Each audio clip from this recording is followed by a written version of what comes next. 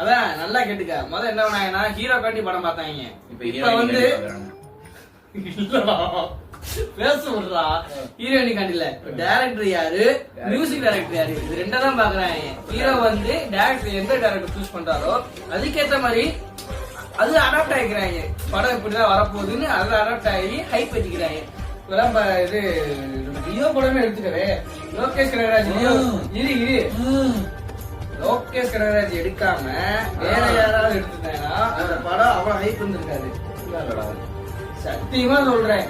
படம் வந்து ஃபர்ஸ்ட் லோக்கிக்கு தான் ரொம்ப ஹைப். லோக்கிக்கு ஏன் ஹைப் ஆச்சுன்னா அவர் விஜய சூஸ் பண்ணாரு, அதனால ரொம்ப ஹைப் ஆச்சு. விஜயோட லோக்கி தான் மாசா இல்லடா, டைரக்டர் வைஸ் ஒரு பெரிய, அதாவது வளர்ந்து வர டைரக்டர்.